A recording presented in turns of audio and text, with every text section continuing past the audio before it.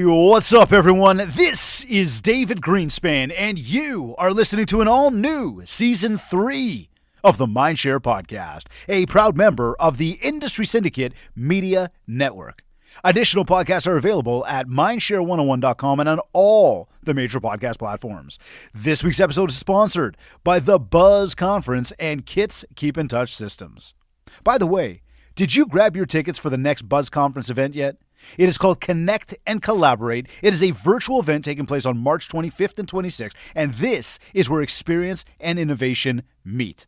As always, the lineup is fully loaded with some amazing speakers, and you're going to love this one. It is absolutely free for you. So make sure you save the date, March 25th and 26th, and make sure you book your tickets. I also want to mention that The Buzz is hosting weekly spotlights. Just did a whole bunch of them in February, have another lineup coming, and this happens every Wednesday, 12 p.m. Eastern Time, just before the Mindshare podcast. Now, there's a different speaker each week, and this month included a whole bunch of my buddies. Coming up, there's going to be a whole bunch more, so again, I want you to check it all out, and you can find out everything you need to know about all of the great events put on by the Buzz Conference by following at the Buzz Conference on Instagram. Registration links are also in their bio. And of course, Kits is always with us.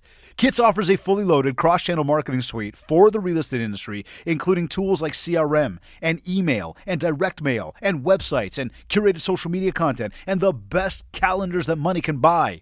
Not to mention a fully loaded process and follow-ups and action plans and drip. I mean, this thing is loaded. I want you to check it out. Go to my website, mindshare101.com, and click on marketing. Now, a little reminder, our push to 100 reviews on iTunes is on. So please, when you get a moment, I would be very grateful for you to go there, rate the show, leave a review, and you will be entered into a free draw for a one-to-one strategy call with me. For those of you that have already left that review and we're seeing them come through, seriously, thank you. Today's episode is number 118. Their roots are in Kelowna real estate. Born into the industry, they watched their parents successfully sell and market real estate in Kelowna for a combined 40 years. Continuing in their footsteps, they strive to evolve and improve in the ever-changing industry. They have grown from a team of two to a full-service boutique brokerage. They say that it is an honor and privilege to represent buyers and sellers and market the finest properties available for sale in Kelowna, West Kelowna, and the surrounding areas. With unparalleled market expertise, resources, integrity, honesty, and commitment, their company strives to provide a superior client experience with unmatched marketing and customer care. This affords them recurrent recognition as the number one team at RE/MAX Kelowna with national and international reach and brand awareness. They say, your job is to dream of the perfect home. Our job is to make it happen. This week, I am joined by Shannon and Tamara Ston, the Ston sisters, to discuss building your brand to drive more business. Shannon, Tamara, welcome to the Mindshare Podcast. Good morning. Good morning. It's morning for us. I was going to say, it's like mid-afternoon. We've already had lunch. We've already done our thing. I mean, I've already, but I know you guys are on the West Coast. It is amazing to have you guys here. How's the day started off for you so far? Good. It's beautiful, sunny out. Yeah, can't complain. The birds are singing. It's spring. Okay, wait a second. I've got a hockey rink in the backyard. I don't know if you've been following. I built an ice rink, so I've got a rink back there. So this whole spring thing, I'm not ready for it just yet. I had to battle Mother Nature throughout the entire month of December into the couple weeks of January. We had about 6 weeks of skating, and she's now come out to say, hey, we're going to bring the sun back and the spring back. And I'm going, wait. I'm not ready yet. Aw, good for you to do a rink. That's a lot of work. Oh my God. Like it's been mental. People said it's a labor of love. Nobody really emphasized, bolded, or like exclamation mark the part about labor. So, I've been out there on a regular basis going through and doing it. It's but there's something very serene about it. There's something like awesome about getting out there and just, kind of being there and one with nature and watching the water freeze. No, I'm joking. It's very Canadian though. It is. Hey, listen, on that side of things, the weekends are filled with hockey, fires, and music. Tunes. I like tunes music. It's good times. Anyways, That's listen, awesome. here's the deal. So this show is all about helping our audience build mind share. As you know, our audience is filled with people in the real estate industry. And what I wanted to do is I wanted to sort of go back for 1 second and talk about kind of where you guys started, where you're at now, and just go through a journey and help our audience understand, who you guys are and what you guys do and how you get out there and build mind share and how you've grown. Seriously, all jokes aside, how you've grown your brand to be what it is today. Because I mean, I told you guys just before we went on air. For me, it was one of those where right away when we first met, like probably 15 years, 16 years ago now, Yeah. I noticed you guys, like you were walking around the trade shows and talking to people, like everybody knew who you were, but you were also making it a point to make sure everybody knew who you were. Like I remember you'd even come by the booths and like hand stuff out to introduce yourselves. And Yes. Super cheesy, head to toe white suits. So embarrassing. We, get up in the morning, put on the white suits, go down the elevator. People who weren't there for the conference are just like, do you know you're dressed the same? Like, we are shocked. We just realized that. Oh my God, look at this. I can't believe it. Oh no.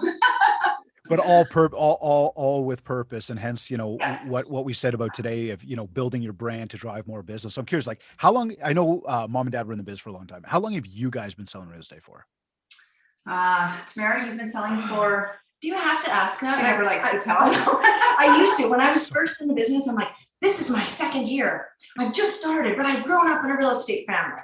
In June, it will be the start of my 26th year selling real estate in Kelowna. 26. And have you both been doing it at the, sort of the same amount of time? No. So I've been licensed and selling for 16 years now. So yeah. Okay, cool. Yeah. And you guys, I mean, you guys are a team. Yes. You guys are a team, but you're also now a boutique brokerage. And I want to jump into that in a little bit. But what I'm curious about is what's the major difference between how the business was done, let's say when your parents were doing it, and then when you first started to like where we're at today? And I mean, some of this could be very obvious, but are there changes or is it very much the same? Gosh. You know what I mean? Our dad used to honestly do offers on a cigarette pack.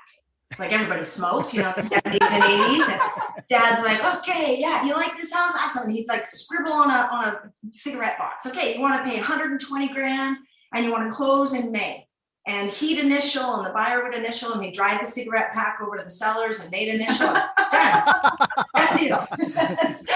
So there's some major differences for how we did it. It's true. He honestly did that. So then when I got into the business in 95, we didn't have the internet or we weren't using the internet for real estate marketing. And I tried to convince mom and dad that we needed to get a website. We needed to go on the World Wide Web. And they shut it down. They're like, no, the internet's full of dirty stuff. It's all porn. And it's not going to go anywhere. It's going to be something of the past. It's a fad. Yeah. So, that's how we started. We did. I ignored them and did get a website. But we didn't have realtor.ca. We had, how I would, I ran ads saying, okay, if you want to learn about real estate, contact the Ston team. We were at that point. And people would send an email and say, okay, I want information on a house. And I'd go through the old MLS book, cut out, photocopy the page, cut out a few listings, glue them on a page, scan it and email it to people. Or fax, actually. Yeah. I was going to say fax, right? Fax was back then, right? So, yeah. And then fast forward to now, I mean, it used to be when you would get an email, you didn't have to respond right away, or you get a fax and you check your fax machine in the morning and you'd maybe check it at nighttime if you remembered, or maybe just once a day, and you'd have your pager and that sort of thing. And now, the biggest thing that I would say has changed over the years is that it's instant. People want a response right away. I mean, if you're not getting back to someone within 5 minutes, 10 minutes, they might, if that's a new lead, they're going to move on to someone else. So it's that instant response to emails, the text, and so that's really changed everything. The sense of urgency. That's an interesting one. You know what? It's absolutely right. That sense of urgency is so and I'm going to use the word overdeveloped these days because we, and we're used to this, right? It's like you turn on your computer and the minute you see something spinning, you're like, come on, what's going on here? Why isn't this happening fast enough? But you're absolutely right. Like back in the day, it used to be, you had to have a little bit of patience in this business. You had to wait it out a little bit. Now with the smartphone the way it is, but the worst thing that happens now is that even though we want the response right away, and I don't know if it was like this back then, but people are horrible at responding to each other. Like, what's the deal with that? Why is there so much ghosting going on? Like, I don't know. I mean, I could say that it's poor salesmanship. I could say people are scared. They don't know how to say no. They don't know how to tell you they're not interested. But like, what's the deal with that? I find it as a lack of respect. I just think that when you're dealing with somebody on the other end, you know that somebody read it, especially in today's world. You know, people read it. Why not just respond? Yeah. Yes. I agree. And yet you're right. We have a thing. So when we do an evaluation or we have some communication with people and send something by email, we'll follow up. And I phone them and go, I just want to make sure that arrived in your inbox. And they're like, no, it didn't show up. Meanwhile, with our CRM we use, you can see they opened it 17 times. Right. It's open right now, in fact. And you're like, okay, yeah, sometimes they go in junk mail. They're like, let me check. Yeah, I'm like, I'll get back to you. And you're like, well, okay. Okay, so you get somebody that does that. Are you guys big like note takers in the CRM? Do you add in like spoke to them? They said they didn't get it, but I can tell they're looking at it right now type thing? Yeah, huge. I think we have to. So it's Shannon and I, we have 8 other realtors. We have 4 administrators plus 1 who lives overseas. So I think, a huge issue in every relationship is communication. And certainly with a big team, we all have to know who's doing what. Mm-hmm. And Shannon and I really have branded ourselves as being interchangeable. That, we celebrate that we have a good quality of life. We do take time off. And we alternate in the summer, we alternate evenings and weekends. And I don't work Mondays, Shannon doesn't work Fridays. And we tell our clients, but we say, you're in good hands, because if I'm not on, Shannon's on. And if Shannon's not on, I'm on. And people don't actually even blink an eye at that. They just assume, okay, as long as I'm talking to one of you, that's fine. And we started that as soon as I got into the business. We started that communication to our clients and making sure that they knew that we were almost as one. So it didn't matter who they talked to. The other person knew exactly what was going on. So, that's why we had to make sure right from then that our notes were really good and detailed, and so we could just jump right in. I talk about the importance of that all the time. And I mean, that's one of those little things that most people don't do, right? It's a tedious job. It's painstaking. Yeah.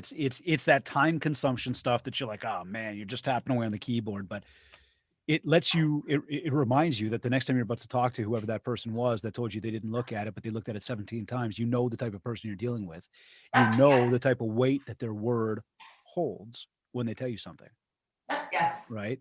So when so I asked about what the biggest change was, and we talked about cigarette packs, but what the way we used to present the offers. People who are late joining are like, Stone sisters smoke? No. They're gonna be like, what? Rewind. No, but that idea of like the way we would present things, right? And I mean, even back then, we remember black and white MLS tear sheets, but we look ahead today and we talk about the net and I mean, there's a whole bunch of stuff. So let's change that question now and say, so what's one of the things that from back then still holds true today, that call it like a timeless strategy or tactic to your business that maybe they were doing, or you guys first did, that is a non-negotiable you still do now?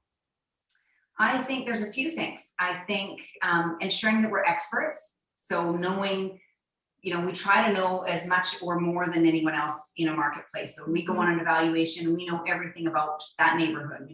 We are experts and we know the market really well. We call it to the agents at our group, we call it, your elevator pitch. You want to know every information that you can about the marketplace, the stats. You can just sort of rattle them off.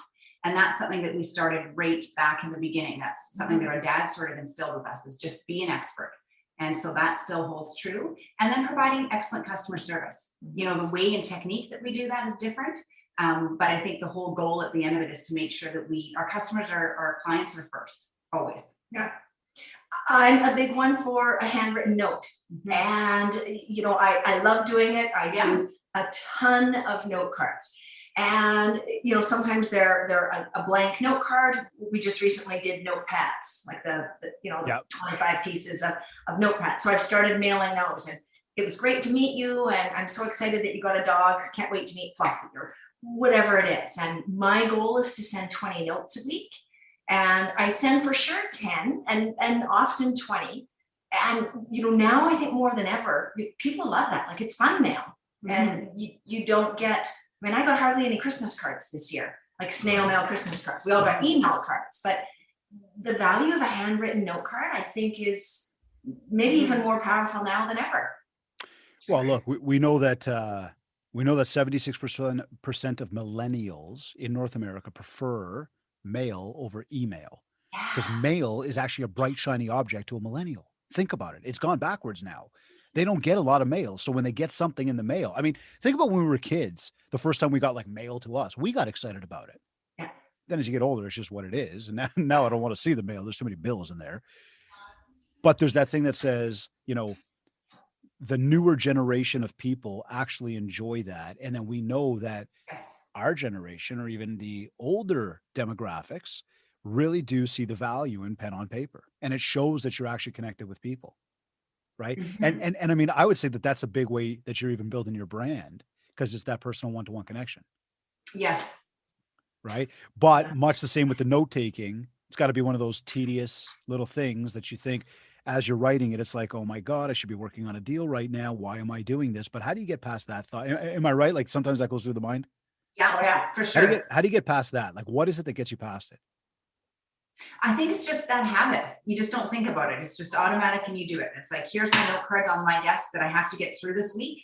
And, you just don't you can't just put it off. Well, we're big ones as well for reward. So, yeah, you might have heard this before. We go shoe shopping once in a while. Oh, okay. Just it sounds like just once in a while, right? Okay, not very often. But we, so it's, lots of people, what do they say? Kiss the frog, or, bite the frog first, or whatever that saying is. But, do the stuff you don't really want to do and then reward yourself. So.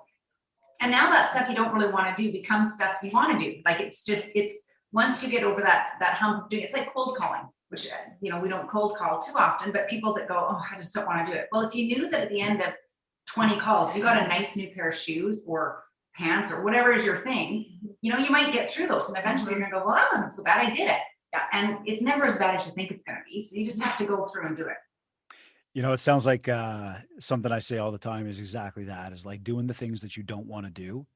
Yeah. Once you start to do them consistently and they start to actually take flight and work for you, you're going to go back and want to do them because you're like, oh, this stuff works. I want to make this happen. Right. Well, I think the sense of accomplishment of doing something that making yourself do something that you don't feel like doing. And just, even if you don't buy shoes or reward yourself, just the sense of, just that internal knowledge that you're like, you know what, I did that. It's, pat yourself on the back, and there's a good feeling when it comes to and it's checking off your to-do list. I'm a big list person, and I love checking off something on my list. So if that's written on my list, okay, I got to hand out 5 and I do it. I'm like, yes, that's one tick mark. And I know sounds so little, but it means a lot to me. It gets me excited. I would say to you that's exactly the driving force, though, right? Like this is where most people fall off of goals and not being able to achieve anything because they don't look at the tiny little reward in the day. Yes. You look at the big picture of why am I not where I want to be yet? And it's not about that. Yes. It's about, like, look, for me, obviously this show is in the schedule. The show was in the schedule for you guys. We both at the end of this get to check this off and go, I did it. And for everybody that tuned in and purposely tuned in to join us today at this time, much the same to all of you. Everybody tuned in and listening and watching, and whether you're watching live or you listen to the recording after, you made a point to listen to this. You can check this off after and go, I did it. Right. Yeah. And that's where the wins come from, because the more we do these little ones, the closer we get to the big one. Yes. Yes. So, we look, you've said so far about doing the things that you don't want to do. We talked about consistency in relationships and communication. Where did the overall brand of the Stone sisters kind of evolve? And I'm talking like, obviously the last name is good, but okay. Funny story, maybe, I guess. This is good.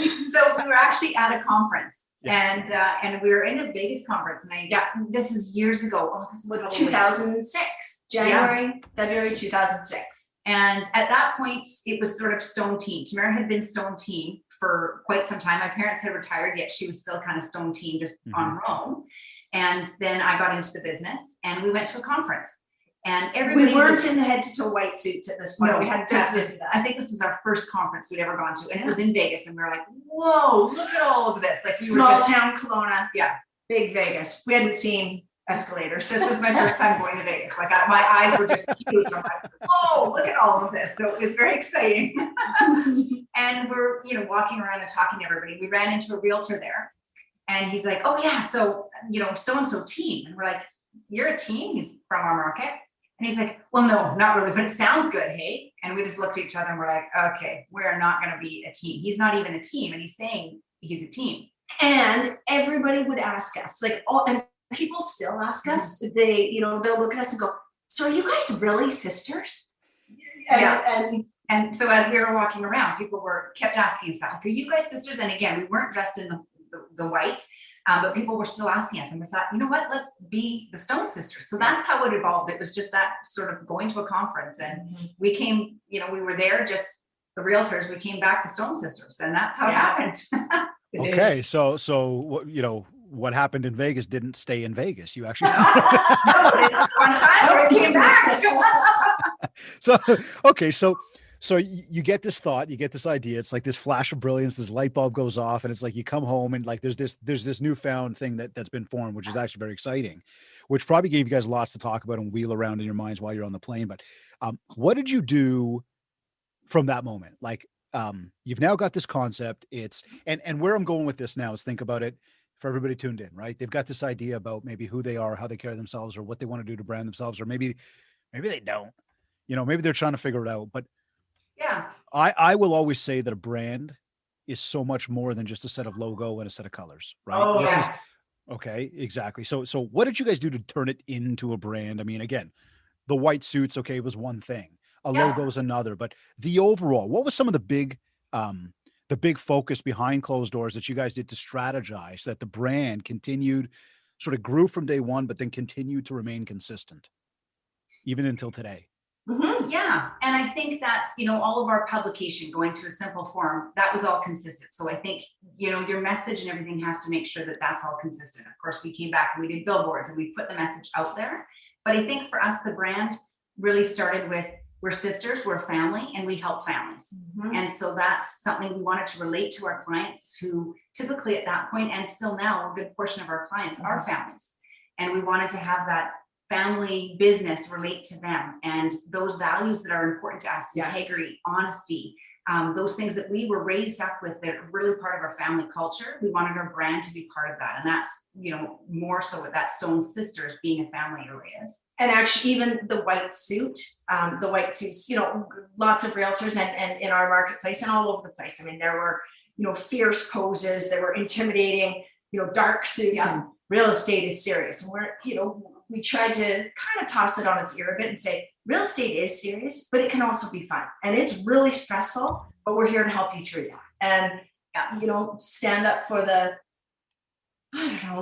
ethics of it, I guess. Really tried to set ourselves apart. And I know that was part of it with the white, to just saintly. I like that. So no, but there's some thought that went into that and understanding that. I mean, I was trying to go for red suits. Shannon said, no, shut it right down. I don't look good in red, so it just didn't work. Hey, white certainly rolls with like the idea of purity and maybe simplicity and good versus evil, or whatever you want to call that. But I mean, now if you really go down that road for a second, you say, okay, let's say the red versus the white. It's funny. I was listening, I do a ton of reading, tons. And the other day I was listening to a guy go off about, the different color of the buttons that we see on landing pages and emails, and, what causes people to do. And it was, is it green? Is it blue? Is it black? Is it red? Is it whatever? Orange. And I mean, there was one argument that said, like, who cares what the color of the button is? And then there was another one that said, but actually certain colors evoke certain emotions. Yeah, for sure. And we could take that whole convo right down to like, what color do you paint your walls? Right. Yeah. No, it makes sense. It makes sense. And it's like, so, I can almost not see you guys. No. So what do you guys think has been like the real magic ingredient to building the positive mind share? Or did we maybe just share that around, like, again, the honesty, integrity? I mean, what's out there that you guys continue to do regularly? Does that make sense? Yeah. And I think it's ensuring every day that we create great customer experience for our clients. And I think, buying a house is really stressful. Selling a house is very stressful. And we want to make sure that we take that stress away and make it as enjoyable as we can. And that's sort of been the forefront, what our value is, and where we promote that to the whole rest of the group and the agents with us, is that we're here to help. And that's sort of our whole philosophy, is what can we do to help? How do we make this easier and better? And that I think a really important thing, and we actually just had a meeting with the agents about that, is the importance of being really honest and giving your opinion. Even if someone's walking into a home and they just, I love this, the importance of saying to them, okay, but this is a really steep driveway, or okay, the road has a yellow line on it, and this this might not be the best decision from a resale point of view. And I think sometimes people are hesitant to do that, and I think our industry has a reputation maybe of being order takers. And I think how we've built trust with people is saying, I know you love this house. I just want to point out a couple things. And sometimes people, often they listen and go, yeah, haven't thought of that. You're right. Sometimes they go, you know what? I don't care. I want this house anyway, and I'm never moving. And you're like, okay, just so you know, when you phone me in 4.6 years, and we're going to sell for less because of the steep driveway. They're like, I know. I phone you in 4.6 years and you sell a house for less because of the steep driveway. And they're like, you always told us. I'm like, yeah. And I think it goes back to that family values again. It's treating our clients like their family, and, trying to guide them as though we would our own family into making that best decision, and really giving our opinions on that. Yeah. I think it's hugely important. Like I said, a ton of reading, and everything that I learn from anybody that I read, authors or whoever else, some of the most successful business people on planet Earth, whenever they are asked, like, what did you do? How did you do? Everybody always comes back to that 4-letter word of help, right? Yeah. I was helping people. I got up and I helped people. And in this case, it's helping people make the right decision, helping people do. Unfortunately, in our industry, we see a lot of people that are out there very much to get the paycheck, and they're helping. They believe they're helping, but at the same time, they're very much trying to help themselves rather than help the people on the other end. And I think that when, you're really, really genuine and really authentic about your intentions with people, good comes back. That's the good karma. Yes. That's the power of reciprocity. Yes. It's Right? amazing. It's incredible, but you got to do it. You've got to do it to believe it. Otherwise, because if you don't do it, then it's one of those things where you go, I don't know if I believe it. I don't know if that's the way it works, but I just need a deal. Yeah. Yes. Yeah. Question. Okay. So you guys are no longer just the Stone Sisters, two of you. Yeah. This is a full service boutique brokerage now. Little bit of growth and action going on. So this is cool. So tell me this, how did you guys know? Because I think that's a big question so many people have. And this is that whole, chicken before the egg conversation, right? Is how did you know before even the brokerage? Because again, knowing you guys for the years that I've known you, I know that there's admin. I know there's people there. How did you know when it was even the right time to just hire an admin, hire somebody? How did you know you guys were ready? When we were dropping balls, when we were forgetting things, at the end of the day, when we were running like maniacs, and for me anyway, not loving the business, just that sense of guilt, or waking up at 2 in the morning going, I forgot to send that email, or I was going to drop something off to these guys, or what have you. It stopped being fun because we were really spread thin.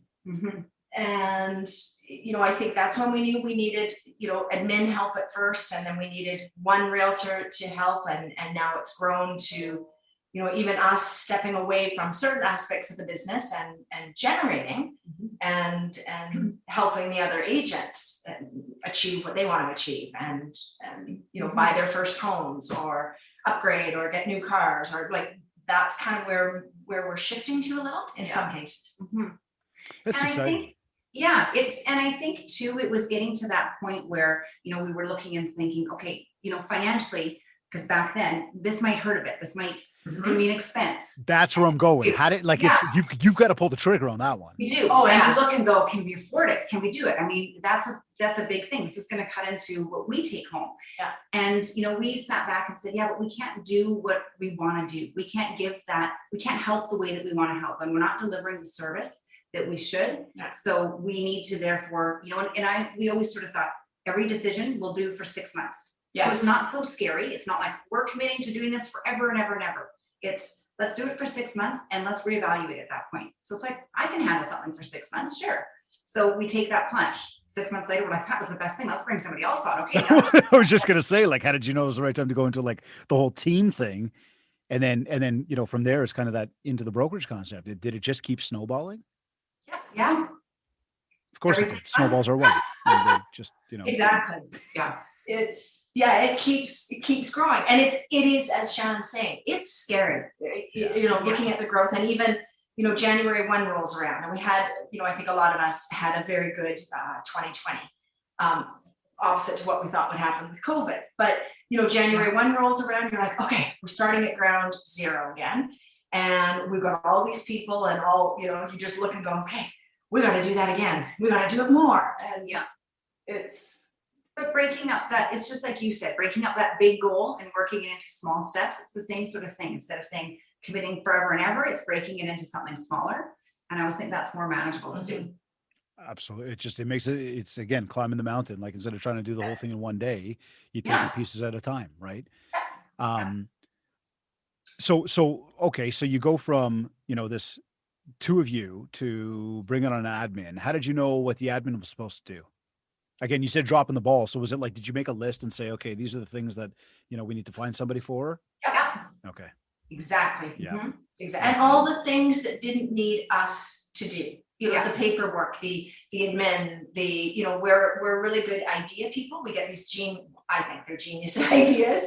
Or we get solid ideas. She shuts down half of them. Some are just terrible. She shuts mine down too.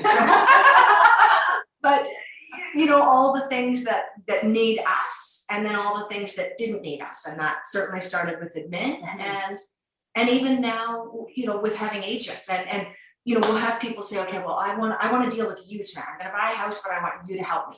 And it's showing the value going, actually, you don't. And here's why, because I'm focused on, generating, I'm focused on marketing and merchandising these listings and promoting them. You want Todd, because Todd knows the Glenmore Valley like the back of his hand. He knows the ins, the outs. He's probably been in every house and he's a bulldog negotiator. Shannon and I will be here assisting and kind of guiding, and we collaborate together.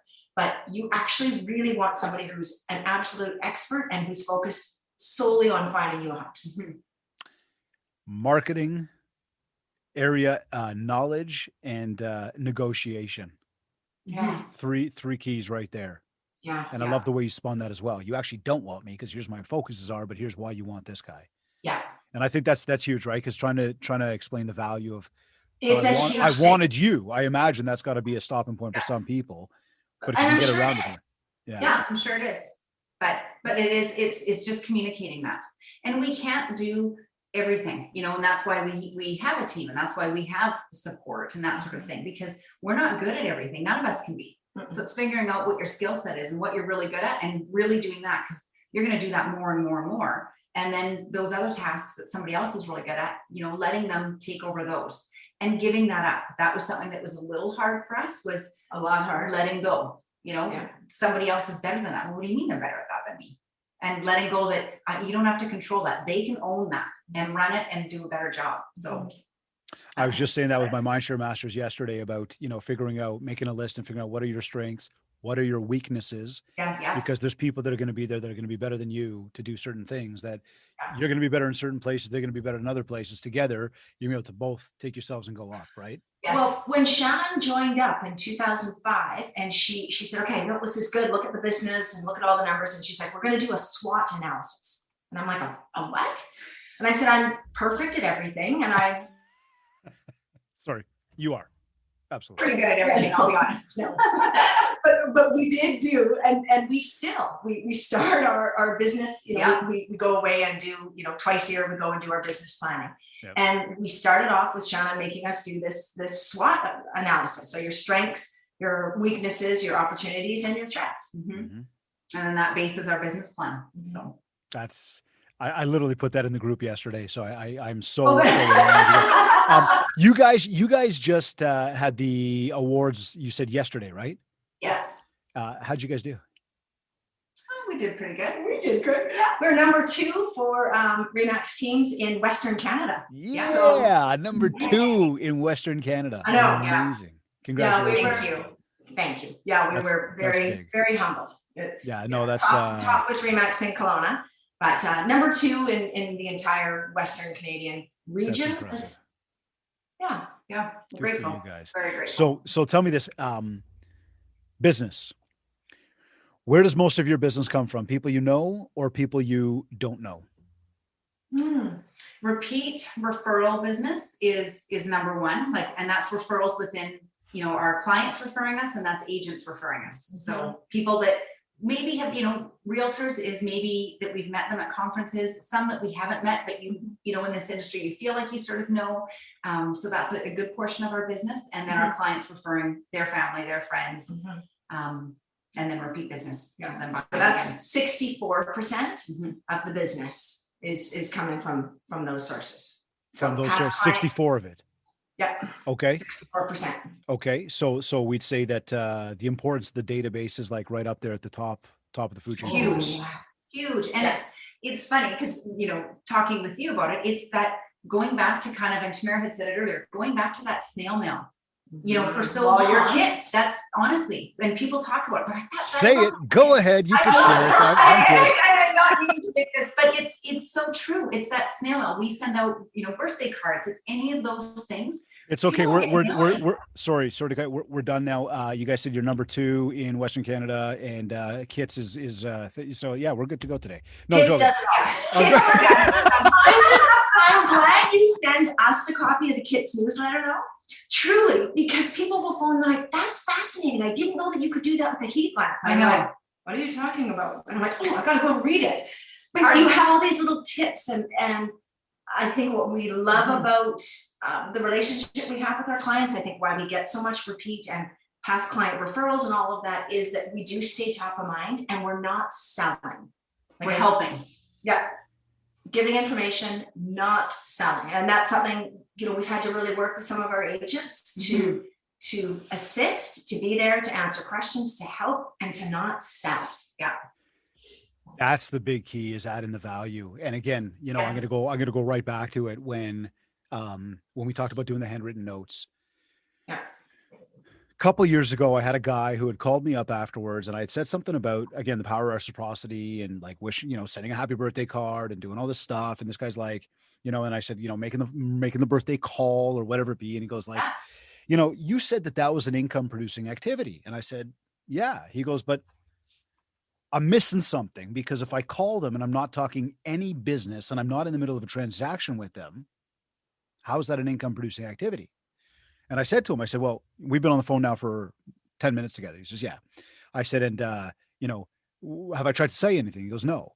I said, is there a chance you might tell people in your office about me? He goes, oh man, I've already been talking about you since like you finished your presentation. I thought it was amazing. So we've already been talking about you in the office. And that's why I picked up the phone to call.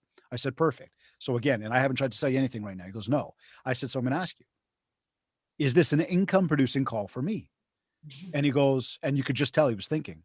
I said, absolutely it is. I said, I don't know if I'm going to do business with you ever. I don't know if I'm going to do business with anybody But one thing I know is if I leave the right impression on you and I help you figure it out, whatever it is, you might just say some good things about me to somebody else. He goes, oh, absolutely, man. I said, boom. Is it an income producing call?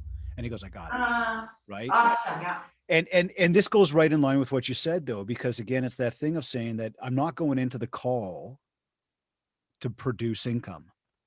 I'm going into the call to help the person with what it is that they're looking for help with. Totally. It just so happens that if I'm genuine enough with that on a consistent basis, other things seem to happen where people are like, hey man, can you help me? Yes. Same thing with your business, right? Like totally, that's what it comes down to. And then again, when we go back to the database, you say 64%, and I love the fact that you know your numbers. So you guys mentioned, no cards, you're doing, Kits newsletters. What are the kind of things that are just maybe cool, wacky, or creative, or, I mean, Tamara, those genius ideas. What kind of stuff are you guys doing though? Like with that client base, just that's kind of maybe outside the box. With our client base, I mean, we do pop buys too. So we'll pop buy Okay. stuff for, Valentine's Day. We did do a realtor Valentine's card that we sent out to all the realtors as well. Mhm. And so, but yeah, to our database of our past clients, we'll do pop buys with them. We do the mailings to them. We send them birthday cards. Client parties, Mhm. like we When we can.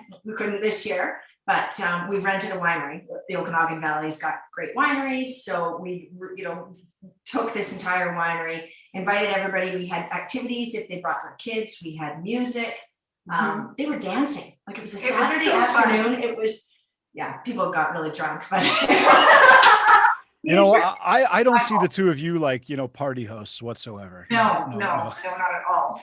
We're so fortunate to be in the Okanagan. I remember when I rode through it this past summer, and I was there. We came in from one side, I guess from like the west to the east or something like that. And I said to, we went to buy a bottle of wine. We were like, hey, where's the Okanagan Valley? She goes, oh, you're just at the start of it. We're like, oh my God, amazing. We're going to keep riding. She goes, oh, which way did you come from? We said like that way. She goes, oh, you just went through the whole thing. I mean, it wasn't like a big sign that said it, but I mean, wow, just awesome. Just so cool. Yeah, So, we're pretty lucky. Contact list is one thing. The other majority of the business, that 36%. What are we doing for those people? Like, how are we building the Stone Sisters brand? How are we getting out there? How are we building mindshare with people? So we focus a lot on the internet, of course, social media. So we've got all of that, Facebook, Instagram, we're constantly doing ads on there. We do snail mail. So we have a farm area.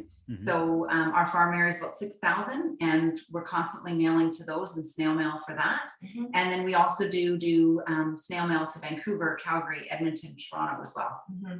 Marketing our listings. So we and we're known for that here. So, to your listeners or the people watching, if any, if you're in Toronto and you're trying to sell your listings or you want to get listings, market the fact that you're promoting your listings in New York, wherever buyers come from. You're marketing in China, you're marketing in London, England, and market your listings in those markets. Then do an advertising piece saying, here's what we do that's different, because everybody does virtual tours or staging or floor plans or what have you. But I think coming up with something that's your unique selling proposition, and we do that. We're really known for that here. That people are like, yeah, you guys do all this good stuff, plus you're promoting my house to different markets. And I think that's the key, is coming up with, whatever your unique selling proposition is as a realtor. And whether that's, ours is marketing to the out-of-town market for our sellers, but someone's might be something else, and whatever that is, and just making sure it's consistent, I think, is key from a branding perspective and a marketing perspective for your listings. And I think often in this industry, I think people say, choose me, I'm number one, I have a great handlebar mustache. Choose me, I have a dog. Yeah. Choose me, I have a motorcycle. David, you might resonate with something like that. Whoa, motorcycles are good. I like motorcycles. No, but I'm with you. Back no. But I think answering that eternal question of what's in it for me. And what are you going to do for your clients? Instead of just, people want to do business with someone they relate to and they like. So that's part of the marketing piece, but you also have to answer that. How are you going to help me? So what's in it for me? How are you going to do it faster? How are you going to do it better? How are you going to protect me more? How are you going to save me more money? Or, It's so, wow. I hope everybody just took some serious notes, because you just blew my mind with that whole thing. Marketing, no. Marketing to out-of-towners, so that A, you can maybe garner some audience there, but B, it's more so you can actually show what your unique value proposition is, your USP is, where you're going, hey, look, this is what we do. We go bigger and wider than other people go. And we're shocked a lot. We do a lot of evaluations. It was my weekend on this past weekend. I did 3 CMAs, and 2 of them I don't think had any intention of listing with us. They both had mentioned, because you go in and you talk to them and, are you getting other opinions? And you do the Sullivan nod, you smile so they feel they can be honest and go, yeah, actually my cousin's a realtor. I'm like, oh, that's great. It can be a challenge dealing with family, but it's kind of fun. And I'm sure your cousin does all of this stuff and we do that too. However, we also do this, and that's how our listings sell faster and for more money. And people are like, wow. And we got them. Those people who I don't think were planning on listing with us, look, they shop us because we do have good brand recognition and the market share, and we know the market. So they're trying to figure out, okay, what price should we be listing at? Mhm. But then I think if you can show that value and have them go, wow, you're doing stuff that nobody else will do. Mhm. Huge. And I love the what's in it for me. I actually Yeah. talked about that the other day as well, saying, even for our kids team, we were doing an event not too long ago and I asked them to put a brochure together. Brochure came back. I mean, it looked gorgeous. It had a great story on it. But as I read it, I went, this is very self-serving, Yeah. right? This is Yes. all about kits. We got to change this thing. And they looked at me, they're like, you love it, but we got to change it. I'm like, yeah, because as a like realtor or an audience, Mm. I see what you do, but you're not telling me why it matters to me. Yeah. And you got to Yes. tell me why it matters to me. And Yes. What do you that's the solve? what's in it for me, right? That's exactly it.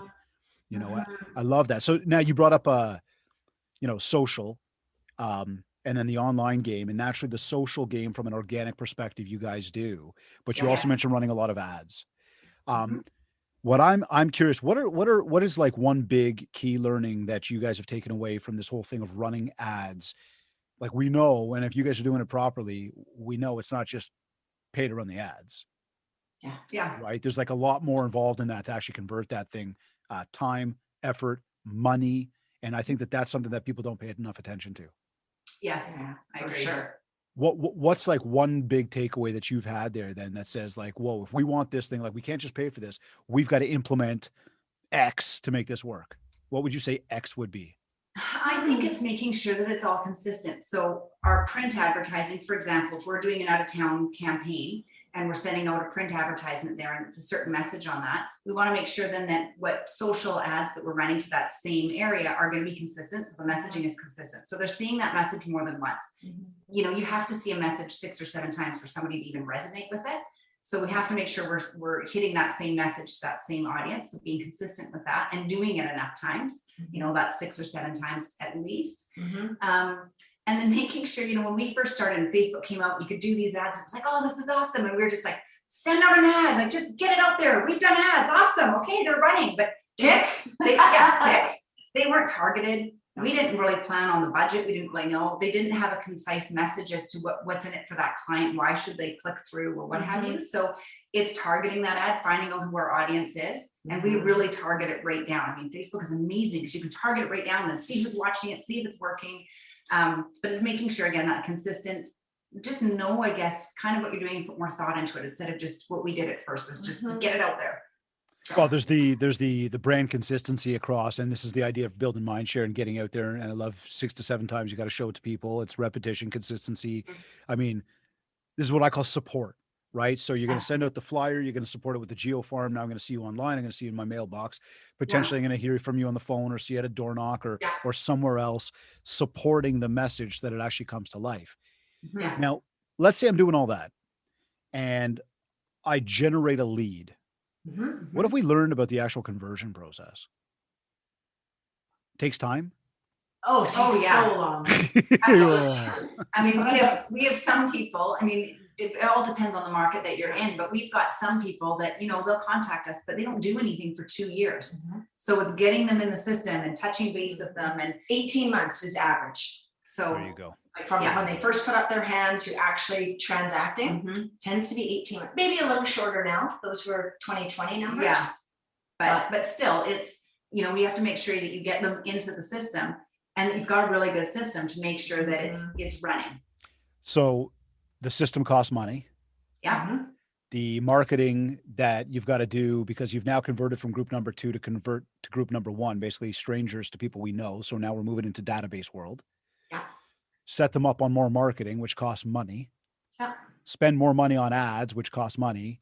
And then have the time and the patience. And I say this all like without joke, but have the time and the patience to be able to stick out call it 18 months until you potentially get the deal. Yeah. Right. So there's a lot of money and effort and There's that's a involved. ton of money. Oopsie. That said, we see a lot of agents in all marketplaces who spend like drunken sailors, maybe like we were when we first started, where we just, you throw enough spaghetti, PG-13, you throw enough spaghetti on the wall, some of it's going to stick. And, just spray and pray, like just do everything and then hope like mad it works. And, we really try and be very deliberate. We don't actually spend a lot on marketing. On a percentage basis, what was our marketing? 11%. So, It's being careful as to what that is, and not just, we are, I guess, careful of it and making sure that what we're doing is direct and that it makes sense, but not giving up. And we've got agents with us too, that when they first started, they're like, oh, they didn't get back to me. Like, I phoned that lead and they didn't get back to me. So that's a lame lead. Like, they're not going to do anything. I'm like, okay, they reached out to us. You phoned them once and they didn't get back and you're giving up. Whoa. No, now you text them, you phone them, you email them, you text them, you phone them. I mean, you stay on them. And eventually they'll turn into something, but it doesn't happen overnight. Like, it takes work. And we're trying to change the wording around the office with our agents and not call them leads. Because I think leads they're good leads or they're bad leads. Yeah. And so now when we're coaching with our agents and speaking to them, we're calling them opportunities. We're like, those are opportunities. People put up their hand and say, hey, I'm interested in learning more.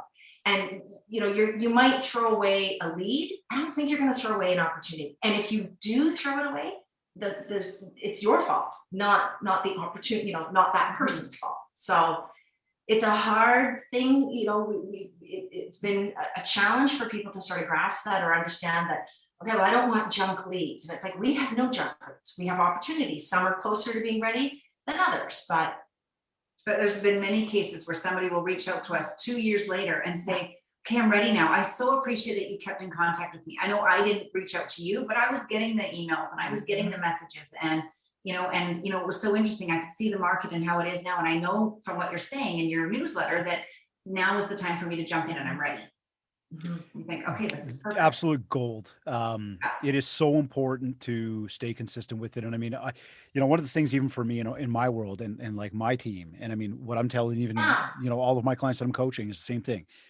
You can throw that opportunity away if you want to, but you just gave it to somebody else, right? Exactly. And let that be that thorn in your side going, man, forget that. I'm not here, right? Like, I'm not giving you up. That's the way I've always thought about it, is the minute that I say, okay, this is a dead lead, and I say, you're not on my call list anymore, I feel like I literally just handed that business to somebody else. Yeah. Because we all know it. I mean, how many times we've had 2 years later, hey, it's been 2 years. Or I get people that go, I've been following you for years. And I'm like, who are you? I mean, I'm grateful for you, but I've never spoken to you before. Yeah. These things take time to come to life. And once, I think once people have enough, they use phrases like pipeline or what have you. Once you have enough in the pipeline, you're harvesting your garden, if you will, planting the seeds, and some of them, grow up big right away, and some of them take a while, but it does all work. I mean, one of our agents is really seeing that. She joined us 4 years ago. Yeah. And last year sold a ton of properties to people that she'd sort of written off and thought, well, they're probably not doing anything, but we've got a good newsletter that Shannon writes and it goes out each month. And we, just kept in touch gently, not hounding them. We don't want them to unsubscribe, but what did she have? 7 or 8 of them who came back. Now, are you guys dealing with a lot of low inventory out there right now? Yes. What? Right. Yes. What do you do about that? Like, do you change gears in any way? Do you adjust anything, or is it still like status quo, consistency? Let's do what we've always been doing, and things will happen. We do what we've always done, but times 10. Yeah. So you need to do a lot more. You have to do more. You have to, increase it. And I think that's something you can never stay status quo. We're changing every day. You need to change every month. You need to change, certainly, and certainly every year. But every time the market shifts, we need to shift. We need to shift how we're doing things, what our marketing plan is. Things right now are getting into multiple offers, as I know they are across the country pretty much. I wanted to ask you about that. How do you deal with those? Yeah. So we set it so that you have a few days or a week before we deal with offers. So it's exposed to the marketplace. We get it in writing from our seller that they're good with that. But we actually start the marketing process as soon as that person's committed. So MLS, going live on MLS, is actually one of the last things we do from a marketing perspective. So this is just new that we've changed, but because people are getting offers right away, people are looking, going, well, why do I need a realtor? I can just list it on MLS. I'm going to get offers. I don't really need a realtor. So what is our value that we're bringing to them? Well, our value we're bringing to them is we're going to start the marketing back here, not on jumping onto MLS. So we're getting an exclusive listing sign. The minute they say, okay, I want to go ahead with you guys, we go, great. we're going to get you to sign an exclusive, which enables us, gives us the authorization to start marketing you to our, to the agents at our brokerage, to our database of people to, get going. And then that will, we'll collapse the exclusive, will go in MLS in 10 days. But meanwhile, we're getting the photos, the stagers. So it's that time frame where we're doing all of our work, but we're running ads to Vancouver. We're going out there to collectively find the buyer. And our whole strategy for that is you need us to do that so that we are promoting your home to all different buyers ahead of time. So when it hits go on MLS, they're already waiting for it and they're all excited. We've got more buyers coming through that are going to, eventually get you more money because we've got more demand for your property. So I like that. Creative, very creative. It's getting ahead of the game. Yeah. And then something we've just been talking about doing because of the low inventory is it's going through our database, like old school, sitting, looking at our database going, okay, who owns an investment property? Who might be ready to downsize? Who do we know, of our client base whose kids have now, moved off to university and maybe they're, thinking of making a change. And we just had our tax assessed values came out. I don't know if they do that across the country, but your assessed value that just went out. So reaching out to some key people saying, you might have questions about your assessed value. It might seem high. And the reality is we can probably sell it for more. And people, they're reacting well to that, going, really? Like it was assessed crazy high and you think higher? And I'm like, why don't I pop by and just give you an updated opinion of value? You're tracking your database, you're making the call to the database, you're putting in the effort, and you're pulling out potentially, and we'll just say you're pulling out a deal. And it's I mean, obviously it's not call one person, get one deal, but it's the fact that you're dedicated to doing that. Again, there it is right there. We've got deals sitting in our database that we don't even know because typically we don't put in the effort to work the database. Yes. Right. But we know that that's where the business comes from. So, okay, now you're on the other end of the deal and you're presenting the multiple. What's like one big kind of maybe trick to winning one of these? And I know that there's only so many things we can do, but I mean, I love the idea of what you said about the listing and the exclusive prior. Doing a video. So client, the buyer's doing a video. Yeah, the buyer's going in and saying, hi, I'm Bob and Jenny, and we went through your house. We absolutely love your home. We're a young family. We can really see ourselves living in your home and enjoying it just as you have. I love the renovations you did. They're done perfectly. This is who we are, and we've been on the other end where we're working with our seller. And I just had this, and the seller said to me, I know that I should go with the highest price. Like that offer is better, but I like these people and they appreciate my home as I did. I want to go with them. And it was the video. Well, we even had one of our agents was writing on one and looking, they lost out on 11 offers. And so she said, Tamara, what are we going to do? How are we going to get them one? These guys are so dejected and really feeling frustrated. So I pulled up the property. We were just going through a conversation. And I said, the owners are school teachers. They're, on title, because you look at the title search, Mr. Smith and Mrs. Smith, both school teachers. So I said, that's kind of interesting. And so she'd mentioned that just as an aside to her clients. So they did a video and said, I'm finishing school and I'm going to be a school teacher, and not acting like she knew they were teachers, but just, this is where we're going to raise our family. We want to be close to, a great family neighborhood because I'm actually about to become a school teacher. And they got it. So she actually sells cars, but I mean, cars from beautiful. There you go. I love that. That is gold. You know what though? But for real, jokes aside, that's sentimental value, right? Yes. That is connected. Look, that is one of those things that back in the day when mom and dad sold, because my dad sold as well, right? They used to present the offer. Always. Used to go in eye to eye and go, look, here's what I'm doing. Here's why I gave you the price, whether the buyers were there or not, or the buyers are in the driveway, they got a check in hand, like, let's do this deal. Right. Yeah. And you make it work. So there's a bunch of different ways, but I as we're looking today, and we know that a lot of people do the, email the thing back in the day, fax the thing, but that presentation part of it, that sentimental value, that connection point, that in my mind is like, that's the big winner right there. Cause I mean, I've told this story before, but I measure my kids on the 2x4s with the black lines as they get taller, in the basement, the two. Yeah. So I've always said, like, if you're coming through my home, one of the ways that you're going to win me over is if you picked out that and said to me, oh my God, we've got a young family we want to raise our kids to and continue the chapter. If I got that person and they're, 5-10 G's less than maybe like the, absentee landlord that wants to come in and like rent this thing out, you may just say, hey, you know what? I want the young family to come in because I got some emotional attachment to these places, right? And you might even say to the young family, have you got some room? Is there anything you can do with your price? Right. And we're not allowed to say, the other offer is 10,000 higher, but you can, give them the opportunity to, is there anything you want to change? Do you want to alter your price at all to help bring this together? And they do. It's getting that chance. So a video is a good way. And if the buyers won't do it, because we have sometimes the buyers are too shy. They're not comfortable. They're not here. They won't do it. Then we'll get the realtor to do it. Yeah, and the realtor will, and provide a picture if they can, at least.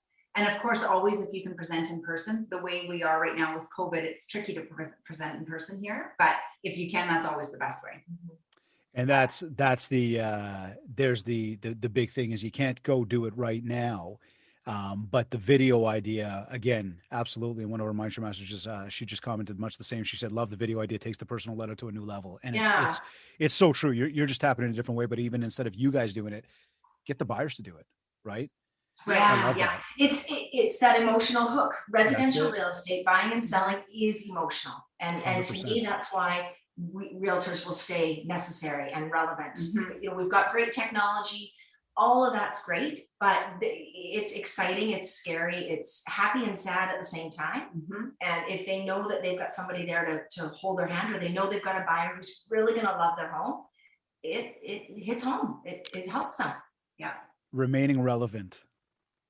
Yes, we've got a ton of technology available to us, but if realtors want to continue to prove their value and why they're required, and I truly believe the realtor is imperative to a deal that's got to do with the biggest purchase of my entire life.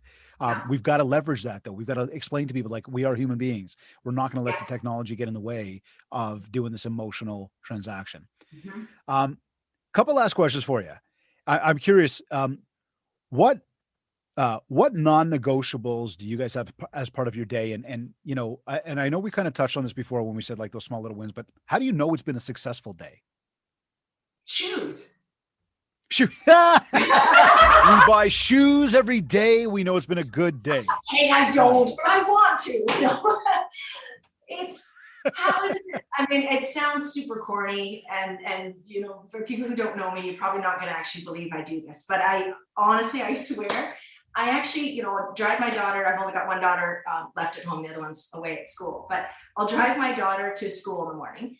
And then between dropping her off at school and driving back to my home office or a Remax office, I'm like, okay, who can I make feel better today? Like, who can I reach out to? What can I do that's, whether it's remembering that someone was going to paint their kitchen, or reaching out to one of our seniors who I know is lonely, or like, it's for me, and it makes them feel good, whether they get a voicemail or a text, or I actually get to speak with them. That to me is a part of a success. And I think just the older I get and the longer I've been in real estate, those, the art of the deal is still, of course, extremely exciting, but it's some of those, when I really actually helped someone. That is how I know it's a successful day.